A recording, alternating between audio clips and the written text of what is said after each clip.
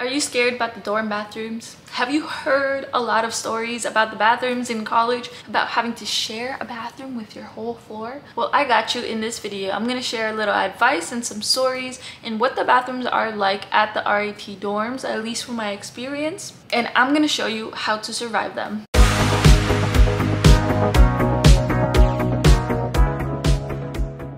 Hello everybody and welcome back to my channel. If you're new here, welcome. How's your day today? I hope it's going good. If not, I hope it gets better. For those of you who don't know me, my name is Morgan and I'm a rising senior over at RIT studying biochemistry. When I was a freshman and I was living in the dorms, I lived in the Gibson housing, which is known as the honors housing of RIT. And so in my experience, it was pretty quiet, it was pretty calm, and it was pretty clean. There was only some things that happened here and there, but it was never anything super crazy. Unlike some other dorms were not so lucky. You would hear about hallways smelling like puke coming from the bathroom, or the bathroom kind of flooding the floor and things like that. I got pretty lucky for things not happening like that, nothing crazy, no crazy stories. Not everyone is so lucky, so I'm gonna share my advice on how to navigate all that. So first off, this is what the bathrooms look like. Bear with me because I have limited pictures of this. The girls' bathroom, which I do know of, or most of the bathrooms are pretty much like this, is that you have a few sections of like toilet stalls and a few sections of shower stalls, and they're usually right next to each other. Depending on your dorm, some may have less, some may have more. And I believe the guys' bathrooms sometimes don't have urinals, it's just like toilet stalls. So there's the toilet stalls and then the shower stalls. In the shower stalls, you have the main door, then you have this little space. In that space, there's like the hooks on the door, and then you have a curtain, so you can change in that little space. And then on the other side of the curtain, that's when you get into the actual shower itself. That's the whole shower compartment right there. So yeah, that's what the bathroom situation is like. That's what the bathrooms look like. They're pretty plain and simple, pretty generic bathroom at that point.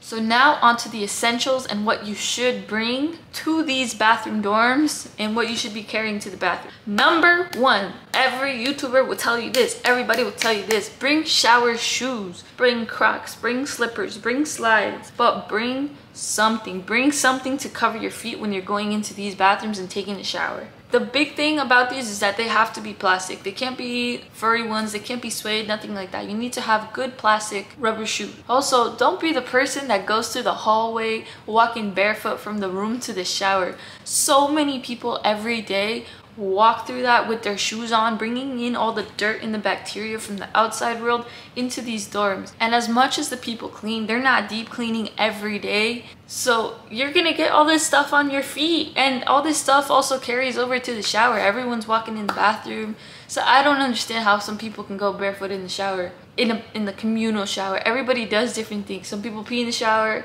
I don't know, some people might get cut and bleed in the shower, things like that. You don't want to be stepping all your feet in this. And it's not like showers are cleaned in between every use. It's cleaned like once, twice a day. So there's a lot of things and like germs and stuff in these showers, whether you see it or you don't see it. And sometimes you will see it because not everyone cleans up after themselves.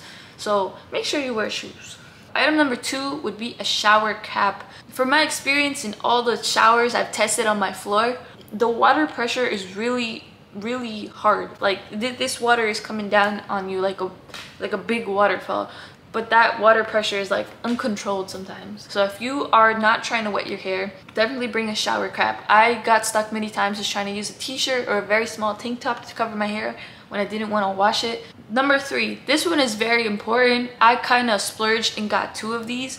You want to make sure to bring shower caddies when you go shower. I had two. One was for clothes. I brought in my clean clothes and then I put my dirty clothes in there. And then the other one, I brought in all my toiletries, toothpaste, toothbrush with a little cap on, shampoo, conditioner, face wash, some skincare, your body wash, your loofah. You could stick your loofah in there. Even cleaning wipes. Like if you wanted to clean something before you use the toilet or before you use the shower, that is something that I didn't think of before, but a coworker gave me that idea that bringing cleaning wipes where you go places, and like that's pretty good too, because I don't know, some people like to sit on the toilet and some people don't really want to hover over the toilet every time they go. So if you bring a cleaning wipe, you can wipe it right then and there and then just do your business. And as for the second caddy for the clothes, I put my clothes in there because I like to change right out of the shower. I didn't want to walk through the halls with my towel on, especially on like busier times when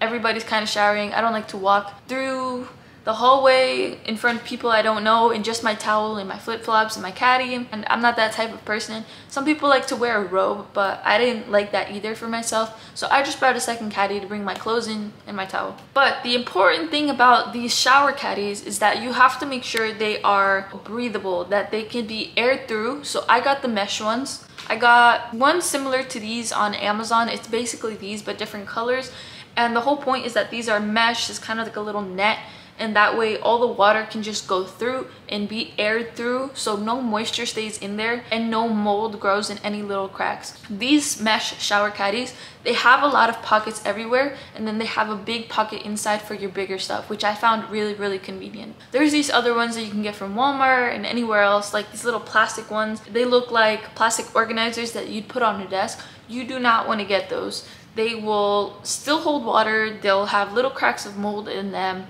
and honestly the compartments, they're limited. So yeah, in that sense, having little baggies for all of your things is really useful. If in the morning you don't do a whole lot and you just have a little bag of like your toothbrush, toothpaste, and face wash, and that's pretty much all you do, maybe a little something else, even having a small bag instead of having to carry it all by hand is really convenient. And for nighttime, you can just shove that bag into your little shower caddy and then you're all set from there. Easy movable things, but everything is compartmentalized and organized. And then the last thing, this is kind of a 50-50 type of thing. This completely depends on your roommates and like your communication with your roommate, but I tended to get locked out of my room quite often when I went to shower. Sometimes my roommate would be in the shower and then I'd come home to the dorm and grab my things and then also head to the shower. But because she was in the shower, she didn't see that, she didn't know that. And I got locked out of my room because when she came back, she got in her dorm and then she like locked the door behind her. So I'd be on my phone texting her, hey, can you open the door? I'm here. And then like that would happen a few times. That one is up to you. Yeah, I don't know. I started bringing my key because I got tired of, well, being locked out and having her have to come back and get me back in. Okay, now for the last part of this video, it's gonna be sort of etiquette and cleanliness. You really should be doing this anyway, keeping things clean and cleaning up after yourself. But some people need a little reminder, and you'd be surprised at what people don't clean and how people don't clean. So I'm just gonna give you a little reminder right here. Unrelated to cleaning, you should sort of plan your shower time. Everybody's going to try to use those bathrooms, especially at certain busy times, like early in the morning before class or midnight time, 8 to 10 p.m.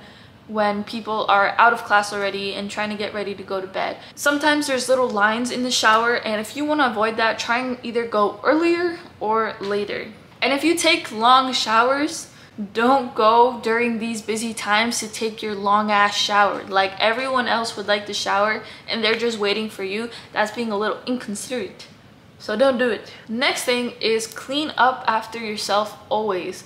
Clean up the sink, rinse a little. If you brush your teeth and you leave toothpaste and spit everywhere, that's not cool for the next person to come and try and brush their teeth, especially on a busy night. Like, you want to avoid that sink, but if it's busy and everyone else is waiting, you're kind of pushed towards that sink and it's like, ew, now you have to rinse first, get that image of that booger in the drain out of your mind while you're trying to brush your teeth and not trying to gag.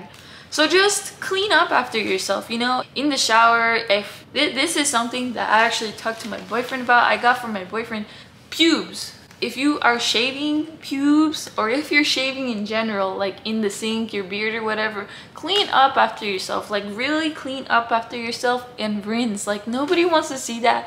Nobody wants to step on your shoes. This is the importance of those shower shoes.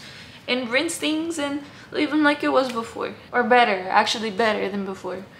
Also, this one I didn't think about, food in the sink. Some people like to wash their dishes in the bathroom sink. you should have some sort of communal kitchen. And if you do throw food down there, if you happen to just dump it in the sink in the bathroom, rinse it out and take out all of the little pieces of food. That stuff ends up creating fruit flies and like a whole other problem. Yeah, so basically it's just those things. Be mindful of other people, clean up after yourself. If everyone works together to try to keep things clean, things will stay clean. But if everyone just kind of leaves a little mess here, this person leaves a mess there, that person leaves a mess there, it just creates a whole big mess and nobody wants to clean it and nobody wants to use those bathrooms. So there you have it. That's my little advice and background on the bathroom dorms and things like that. Don't forget to like, comment, and subscribe. And I will see you guys on campus. Goodbye.